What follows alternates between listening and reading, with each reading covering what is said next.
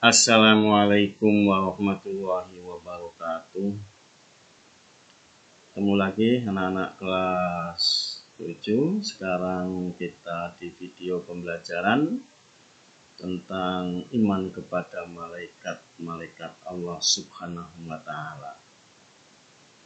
Di buku paket kalian adalah di bab 7, ingin meneladani ketaatan malaikat-malaikat Allah Subhanahu wa Ta'ala.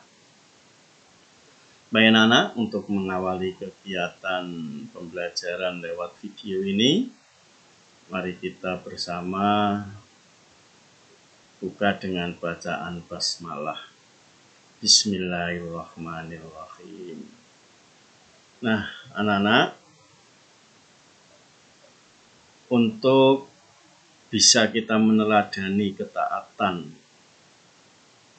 dalam mengimani malaikat-malaikat Allah Subhanahu wa Ta'ala, mari kita untuk bisa mengetahui tentang hal ikhwal malaikat Allah Subhanahu wa Ta'ala. Nah, kali ini kita sampaikan materi bahasan video pembelajaran bagian pertama, yaitu pengertian dalil nakli iman kepada malaikat, sifat dan perilaku malaikat, perbedaan malaikat dengan sifat jin dan manusia, tugas dan nama malaikat. Ya, nanti di tugas dan malaikat ada tugas malaikat secara umum dan ada nama-nama malaikat beserta tugasnya apa. Oke, yang pertama kita ke pengertian malaikat secara bahasa. Ya, pertama akan kita artikan itu iman. Menurut bahasa artinya yakin, percaya. Sedangkan iman menurut istilah mempercayai dengan sepenuh hati atau keyakinan yang teguh dalam hati, yang diucapkan dengan lisan dan dibuktikan dengan perbuatan. Kalau di segitiga digambarkan, iman itu segitiga sama kaki. Hati ada di tengah segitiga itu. Ya, ketika kaki pertama itu yakin, ya, percaya. Ya. Kaki kedua lisannya yakin, ucapan yakin. Tapi ketika kaki ketiga itu tidak ada, berarti artinya imannya hanya di bibir. Ya, hanya di bibir dan di hati, tapi tidak dibuktikan dengan perbuatan. Jadi segitiga sama kaki semuanya. Kalau satu tidak ada, jadi tidak sempurna. Baik anak-anak, kita lanjutkan. Iman kepada malaikat Allah berarti artinya percaya dan yakin bahwa Allah Subhanahu wa Ta'ala mengutus malaikat-malaikatnya dengan tugas-tugas tertentu. Kita lanjut. Dalil nakli iman kepada malaikat. Berdasarkan Quran surat An-Nisa surat keempat ayat 136, dalil pertama menyebutkan bahwa iman kepada malaikat itu adalah termasuk rukun iman yang kedua. A'udzubillahi minasyaitonirrajim. Ya ayyuhalladzina aminu billahi wa rasulihi wal kitabil ladzi nazzala ala rasulihi wal kitabil ladzi anzala min qabl wa may yakfur billahi wa malaikatihi wa kutubihi wa rusulihi wal yaumil akhir faqad dhalla dhalalan ba'ida. Wahai orang-orang yang beriman, tetaplah beriman kepada Allah dan Rasul-Nya, yaitu Muhammad, dan kitab, yaitu Al-Quran, alladzi nazala, yang diturunkan ala rasulihi, kepada rasulnya, serta kitab yang diturunkan sebelumnya. Nah, barang siapa ingkar kepada Allah, pada malaikat-malaikatnya, pada kitab-kitabnya, pada rasul-rasul atau utusan-utusannya, dan hari akhir, maka sungguh orang itu telah tersesat dengan sebenar-benarnya sesat, atau tersesat yang sangat jauh. Nah, Nana di sini menunjukkan iman kepada malaikat adalah rukun iman yang kedua. Terkait dengan malaikat itu sendiri disebutkan sebagai dalil kedua dalam Al-Quran surat Al-Anbiya surat ke-21 ayat 19. A'udzubillahi minasyaitonirrajim. Walahu man fis samawati wal ard wa man indahu la yastakbiruna an ibadatihi wa la yastahsirun. Dan miliknya siapa yang di langit dan di bumi, dan malaikat-malaikat yang di sisinya tidak mempunyai rasa angkuh untuk menyembahnya dan tidak pula merasa letih. Oke, itu adalah dalil dari Al-Quran, baik dalil 1 dan dalil 2.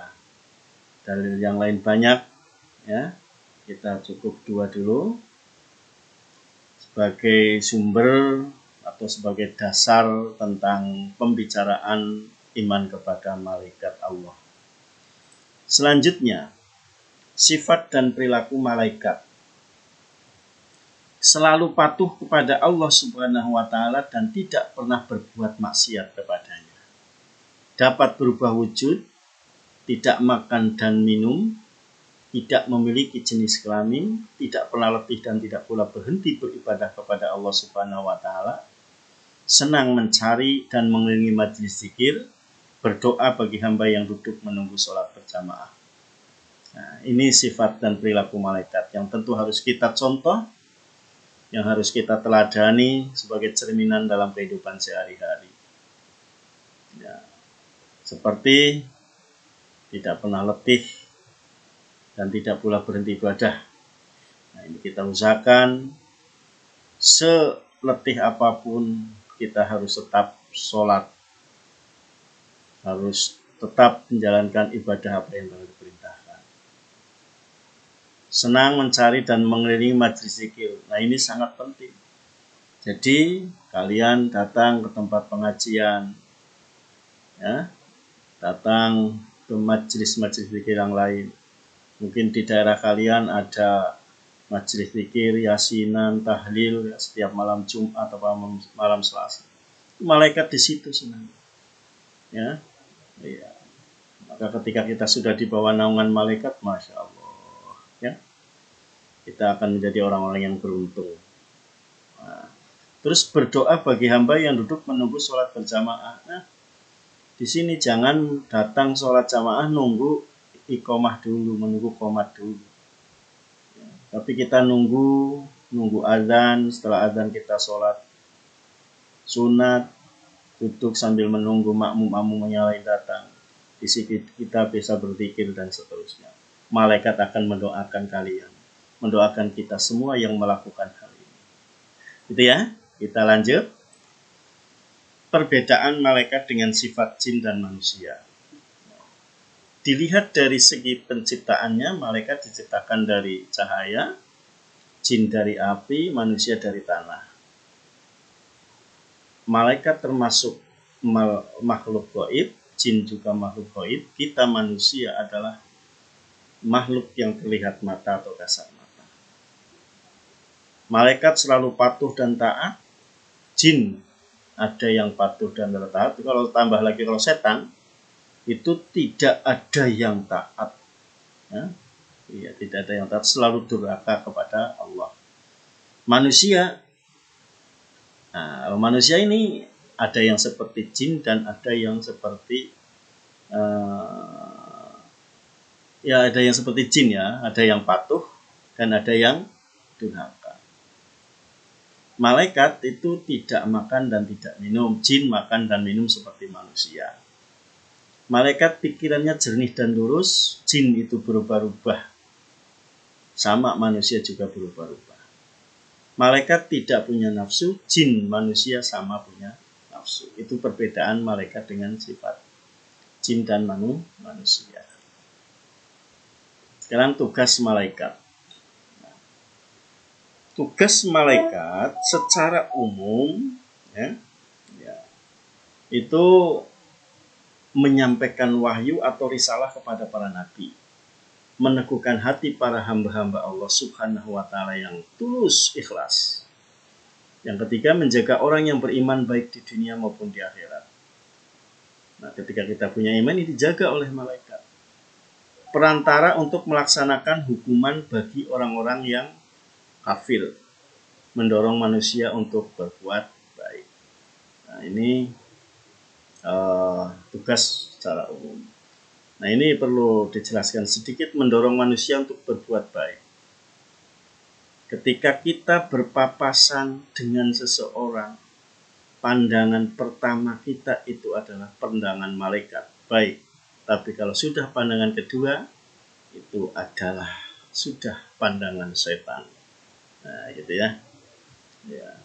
Dalam hati kecil kita pasti ada dua, hitam dan putih. Ada yang selalu mencegah, ada yang selalu memerintah. Nah, itu yang mencegah itu adalah malaikat yang selalu mendorong manusia untuk berbuat baik. Yang memerintah adalah setan yang selalu menjerumuskan manusia untuk ke lembah kehinaan. Selanjutnya, nama dan tugas malaikat. Al-Quran tidak menyebutkan berapa jumlah malaikat secara pasti. Namun, ada penjelasan melalui hadis yang diriwayatkan Bukhari dan Muslim, yaitu dari Anas bin Malik, bahwa pada saat Nabi Muhammad Shallallahu Alaihi Wasallam melakukan Isra dan Mi'raj dan bertemu dengan Nabi Ibrahim Alaihi Wasallam yang sedang bersandar di Baitul Ma'mur, nah, di sana itu terdapat 70.000 malaikat. Nah, dari penjelasan riwayat hadis tersebut menandakan bahwa jumlah malaikat sangat banyak. Namun yang wajib kita imani atau pada bagian ini yang akan dijelaskan adalah malaikat-malaikat yang namanya tercatat di dalam Al-Quran maupun hadis. Itu yang jumlahnya ada 10. Yang pertama, malaikat Jibril. Malaikat Jibril tugasnya menyampaikan wahyu kepada Nabi dan Rasul. Nabi lain nama lain dari malaikat Jibril itu adalah Ruhul Kudus, Ruhul Amin, Namus. Yang kedua, malaikat Mikail bertugas mengatur kesejahteraan makhluk, seperti mengatur awan, menurunkan hujan, melepaskan angin, membagi-bagikan rezeki. 3, malaikat Israfil yang bertugas meniupkan trompet atau sangkakala saat dimulainya kiamat hingga saat hari berbangkit di padang mahsyar. Yang keempat, malaikat Israel, yaitu yang bertugas mencabut nyawa seluruh makhluk hidup, baik manusia, jin, iblis, setan, dan malaikat apabila telah tiba waktunya. Yang kelima, Munkar, bertugas menanyai orang yang sudah meninggal dan berada di alam kubur. Yang keenam, Nakir, sama dan malaikat Munkar, yaitu menanyai orang yang sudah meninggal dan berada di alam kubur. Yang ketujuh, Raqib, malaikat Raqib bertugas mencatat semua pekerjaan baik setiap manusia sejak akil balik sampai akhir hayat. Yang kedelapan, malaikat Atid bertugas mencatat pekerjaan buruk, yaitu sejak akil balik sampai akhir hayat juga ya. Yang kesembilan, malaikat Ridwan, di mana tugasnya adalah menjaga dan mengatur kesejahteraan penghuni surga. Yang terakhir, malaikat Malik, disebut juga dengan malaikat Zabaniyah, yaitu bertugas menjaga dan mengatur siksa azab bagi para penghuni neraka. Oke, itu ya. Oke, di penghujung bagian pertama ini ada latihan soal penugasan. Jawablah soal-soal berikut. Ya, nanti jawabannya kalian tulis di lembar kertas di buku tugas, lalu difoto yang bagus, kirim ke Pak Guru. Lewat WA boleh, lewat Google foto boleh. Ya. 1. Jelaskan pengertian iman kepada malaikat Allah Subhanahu wa Ta'ala. Ya, sebutkan 3 dari sifat dan perilaku malaikat. Sebutkan 3 dari perbedaan malaikat jin dan manusia. Sebutkan 3 dari tugas malaikat secara umum. Sebutkan 3 nama malaikat dan tugasnya. Terima kasih. Sampai ketemu di bagian kedua. Wassalamualaikum warahmatullahi wabarakatuh.